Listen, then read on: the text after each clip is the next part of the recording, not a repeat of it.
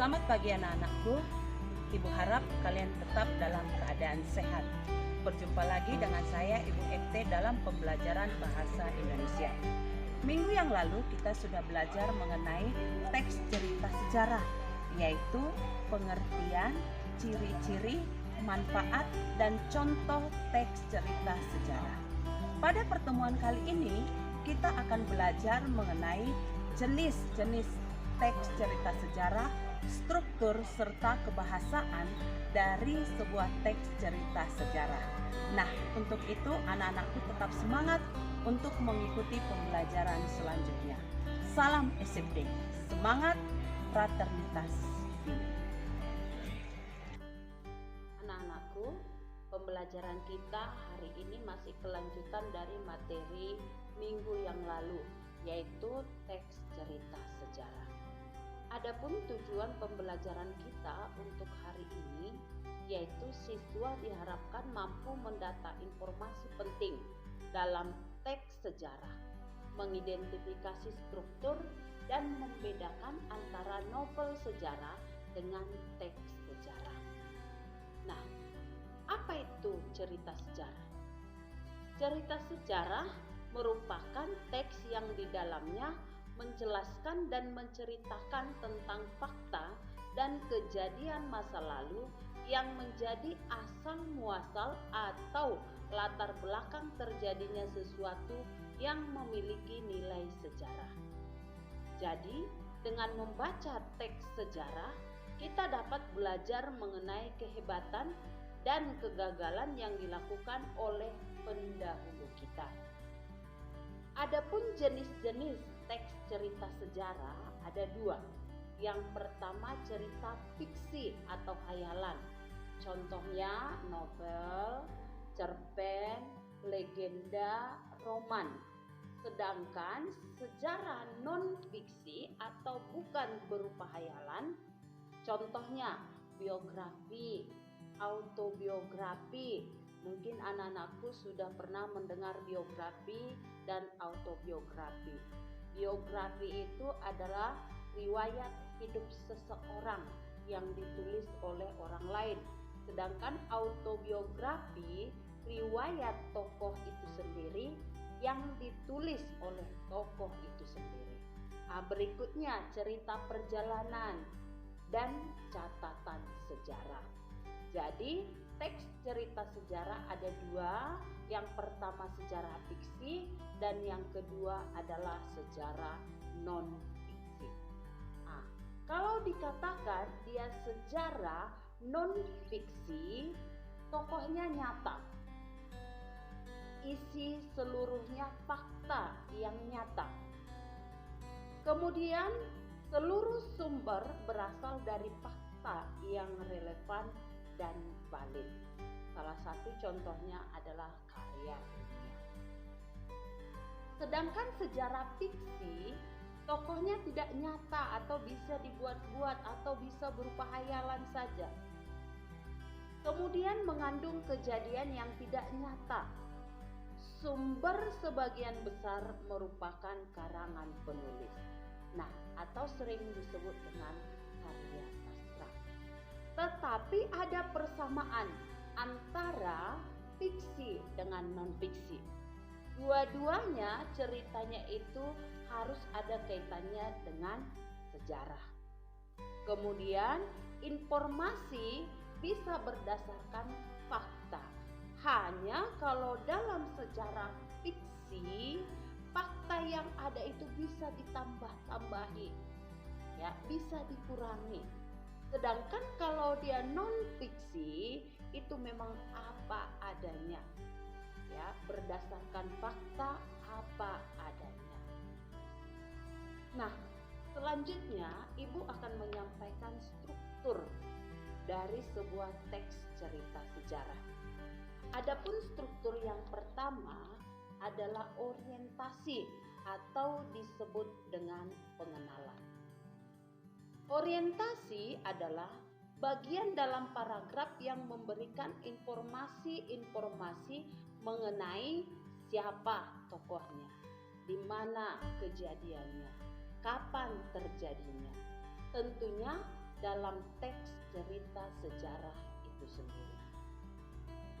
Kemudian yang bagian B, event atau urutan peristiwa.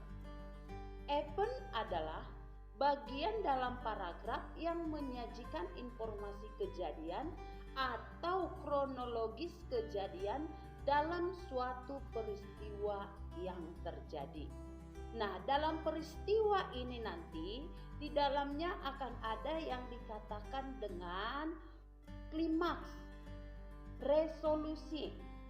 Ya, klimaks artinya ada mulai nanti masalah, puncak masalah, dan bagaimana cara mengatasi masalah atau kejadian yang ada di dalam cerita. Dan diakhiri dengan sebuah reorientation atau penutup.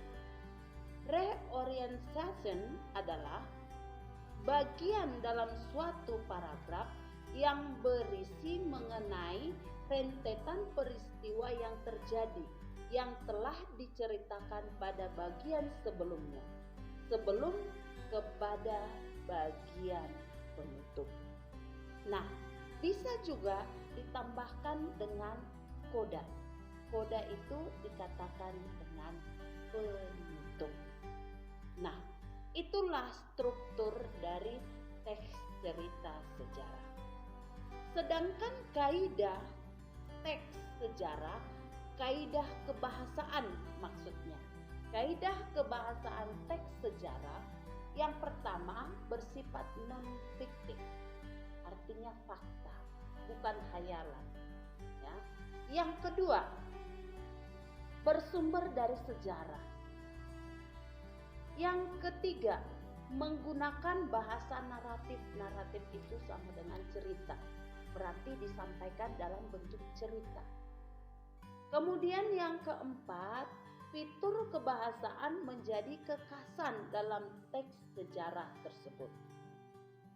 Yang kelima, penggunaan kalimat yang menyatakan peristiwa masa lampau. Contoh, pada tahun sekian, pada waktu itu, selama kurang lebih sekian tahun, dan pada abad ini. Itu menyatakan peristiwa masa lampau. Berikutnya, menggunakan atau penggunaan kata-kata yang bermakna tindakan atau perbuatan yang dilakukan oleh pelaku sejarah. Contoh, tindakan atau perbuatan: diperintahkan, menggantikan, mendirikan, berlabuh, menyebarluaskan, kekuasaan, diangkat, dan lain sebagainya. Itu termasuk kata yang bermakna tindakan atau perbuatan. Berikutnya, kaidah kebahasaan, penggunaan fungsi keterangan tempat dan waktu.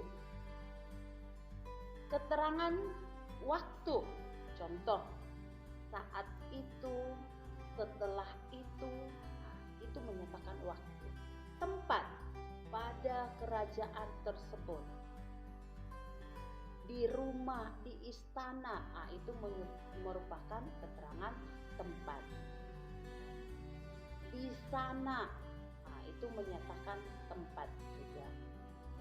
Berikutnya, penggunaan konjungsi temporal.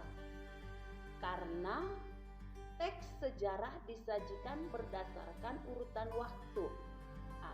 Contoh, kemudian, lalu, setelah. Kalau tadi menyatakan temporal, berarti berdasarkan urutan waktu. Dan yang terakhir, penggunaan konjungsi kausalitas. Kausalitas itu artinya ada hubungan sebab akibat. Contoh, karena, sebab, karena itu, dan oleh karena itu. Itu dikatakan sebagai konjungsi kausalitas atau adanya hubungan sebab akibat. Nah, dari yang Ibu jelaskan tadi, anak-anakku pasti sudah paham apa itu cerita sejarah, jenis-jenis dari teks cerita sejarah, kemudian struktur teks cerita sejarah, dan kaidah kebahasaan teks cerita sejarah. Nah, untuk lebih memahami atau supaya anak-anak kami lebih memahami mengenai teks cerita sejarah, ibu akan menyuruh anak kami untuk mencari satu contoh teks sejarah. Satu contoh teks cerita sejarah. Kemudian contoh yang kamu tuliskan tadi, kamu analisis. Yang pertama, analisislah struktur dari cerita sejarah tersebut. Yang kedua, analisislah unsur kebahasaan atau kaidah kebahasaan dari teks cerita sejarah tersebut. Dengan cara kamu garis bawahi yang mana strukturnya, mulai dari orientasi sampai kodanya atau penutup. Buatlah tandanya dengan menggunakan pulpen berwarna. Kemudian mengenai kaidah kebahasaan teks sejarah tersebut, kamu juga menggarisbawahi mana kalimat yang menyatakan peristiwa masa lampau, contohnya. Mana yang menyatakan kata-kata yang bermakna tindakan atau perbuatan, sampai pada mana konjungsi kausalitas. Kamu garis bawahi, buat warnanya berbeda-beda, kemudian tuliskan keterangan di bawah. Contoh, warna merah merupakan kalimat yang menyatakan peristiwa masa lampau. Warna kuning merupakan konjungsi kausalitas, dan selanjutnya. Nah, itulah yang akan kamu kerjakan supaya anak-anakku lebih paham apa itu teks sejarah.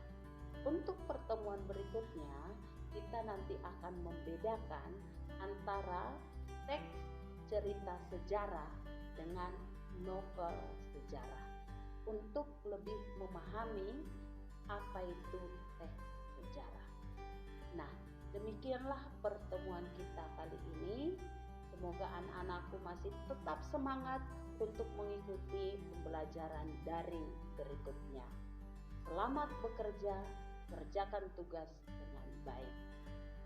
Salam sehat untuk